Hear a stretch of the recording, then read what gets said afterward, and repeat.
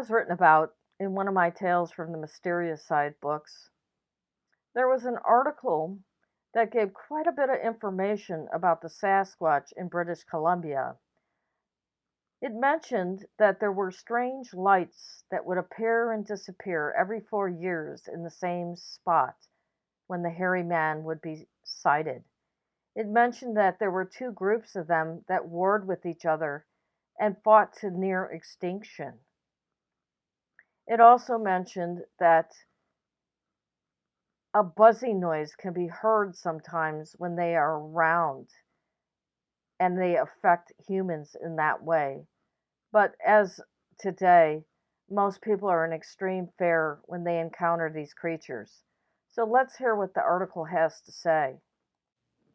Millie Saul of the Shehal Reserve had harrowing experience with the Sasquatch when one approached her home during the afternoon. Several nights later, she heard a prowler, and glancing up, she saw him rubbing his hand over the window pane. She screamed, and the giant visitor disappeared. This article is by Francis Dickey. It is peculiarly in keeping with this topsy-turvy year of violently varying weather, universal human unrest, droughts, grasshopper plagues, and other phenomenon that there now comes from various eyewitness reports of seeing some sort of Sasquatch, those weird, hairy men reported for 20 years to dwell in the tremendous and unexplored mountain region of British Columbia, Canada.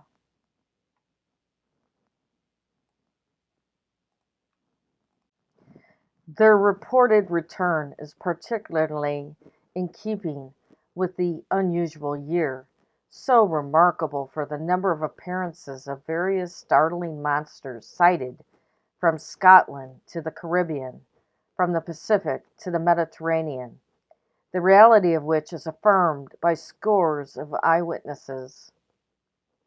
Moreover, the statements of some of these people, insofar as curious denizens of the ocean are concerned, have been borne out, for within a short time of each other at a dozen places on the European coast, the remains of incredible monsters of the deep have been cast up.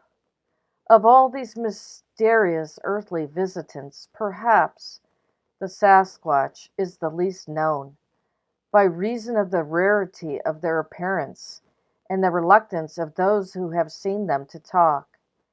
The existence of the troglodyte race inhabiting the mountains of British Columbia in many of the vast caves is a tribal legend among the Chehalis Indians and those of Squaw Reservation near Chilliwack in the Harrison Lake District, about 100 miles east of Vancouver. Among the Indians, the race has been known for centuries by the name Sasquatch or hairy men. But reports of these creatures being seen frequently at various times over a period of the last 20 years, and more frequently in recent weeks, have caused a number of people to raise the question if these strange creatures may not be more than an Indian legend of the past, and that some of this fare of cavern dwellers are still living in the unexplored vastness of British Columbia. The Sasquatch have been seen accordingly to the statements from both white men and Indians. The wild hairy men have mostly been reported in the Harrison Lake District, but also as far east as the mountainous region of Yale on the main line of the Canadian Pacific Railway.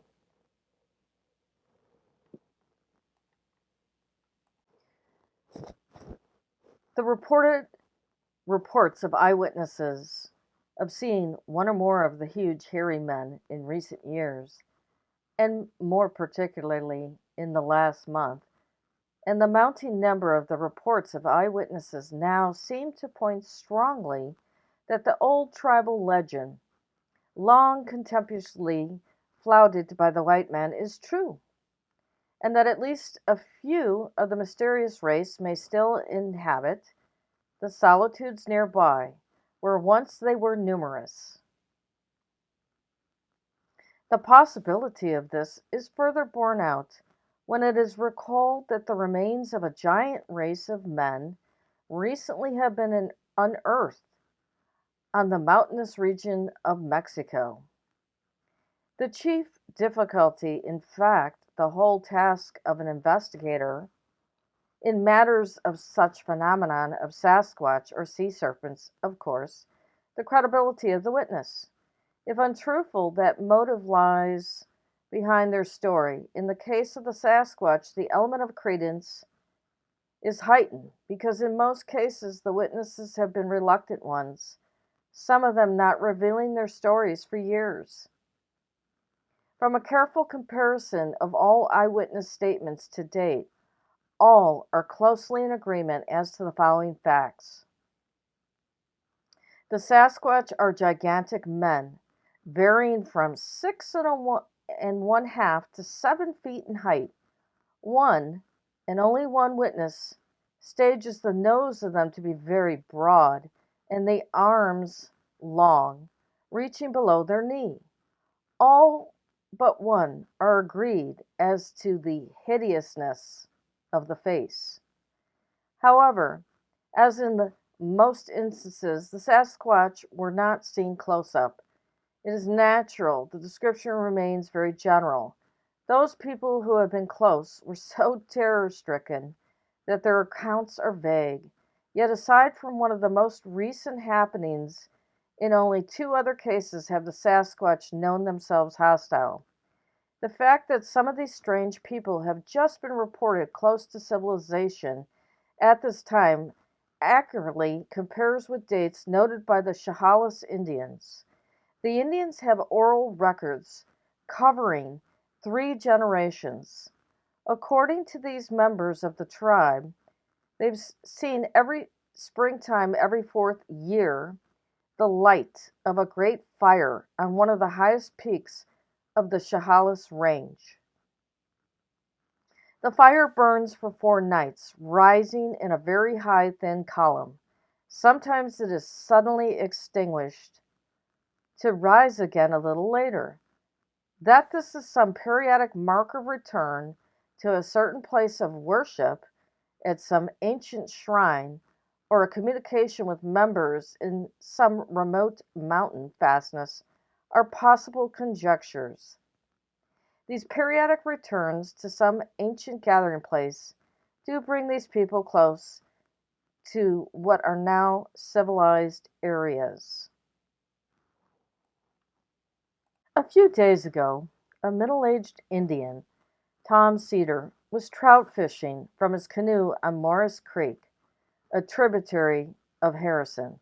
He was near a rocky terraced bank. Suddenly a large rock struck the water so close to his canoe that he was drenched by the splash. Looking up, he saw with amazement a huge hairy man above him, just as he threw another rock. This also barely missed the canoe. Cedar paddled rapidly upstream to the settlement.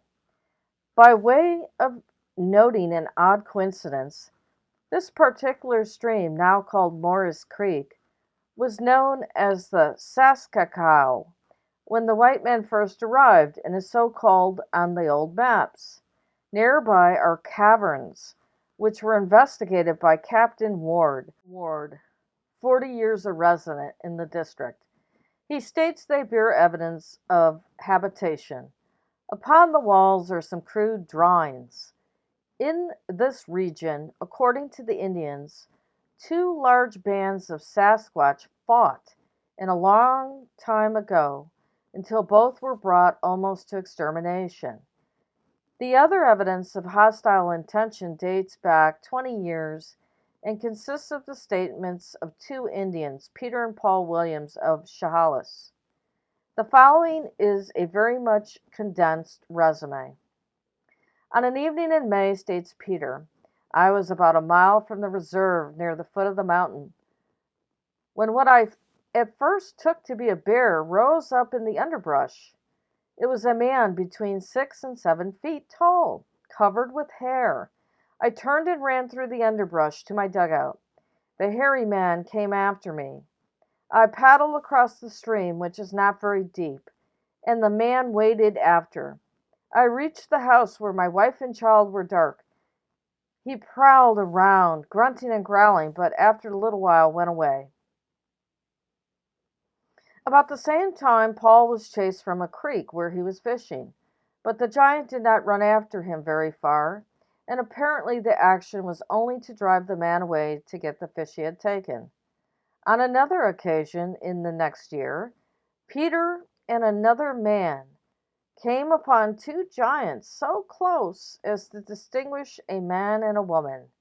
Though the Indians ran, they were not pursued. Charlie Victor, now living in Chilliwack, relates that he and a little group of companions, while bathing in a mountain lake last year, suddenly looked up to see a huge man, naked and hairy, looking down upon them from the trees. His big eyes looked very kind, and I was about to speak to him when he drew back into the trees, related Charlie. Here we have the only witness who gives a favorable reaction to the sight of this mysterious race. This took place many years ago, and at a point about 100 miles from where the majority of the Sasquatch have been reported seen in recent times. The next account, of which any fully recorded evidence is now to be seen, deals with September 1927, near the little mountain town of Agassiz, which is very near the points at which all the other Sasquatch have been reported. A party of hop pickers were picnicking there. On their way to this, a man named Herbert Point and a girl, Adeline August, were walking when they saw a strange creature approaching. He was twice as big as the average man, with hands so long they nearly touched the ground, and his nose seemed spread all over his face. His body was covered with hair like an animal. He stopped within 50 feet of us. We ran away as fast as we could. Within recent weeks, Emma Paul and Millie Saul, two other members of the Chehalis Reserve, saw one of the Sasquatch near their home on the fringe of the woods. Several nights later, he was heard prowling around the home of Millie Saul, and once rubbed his hand over the window pane. To date, the last report was from Harrison Mills, a small hamlet on the Harrison River. The woman, on hearing a humming noise, looked up to see a big man covered with hair on the edge of the clearing. She was frightened. Taking a backward step, she fell into one of the half-full laundry tubs at which she had been working. When she extricated herself and looked again, the man had disappeared. Such in brief are the legendary and eyewitness stories regarding the Sasquatch. The scientific board connected with the Museum of Vancouver is skeptical regarding the existence of any such remnant of a race that once might have roamed the forested regions. An objection that the climate is rigorous for a naked race and hairy might be answered by posing to Fuegians who live in the more inhospitable one. The eyewitness reports have always been reluctantly given. There may be many more. The chief objection among the natives to telling white inquirers is fear of ridicule. This sensitiveness is much stronger among natives than whites. Here, for the present, the matter must rest. Perhaps further witnesses may be heard in the future. Remembering, however, in judging the possibilities of the existence of the Sasquatch, now many people have seen sea serpents and that remains of strange creatures have been recently washed on various shores, it is quite within the bounds of probability that just as there are unknown forms of life in the boundless depths of the ocean, equally, so may there be enormous wilderness stretches of British Columbia, wild hairy men roaming. This is from the Courier Journal in Louisville, Kentucky, August 19th, 1934.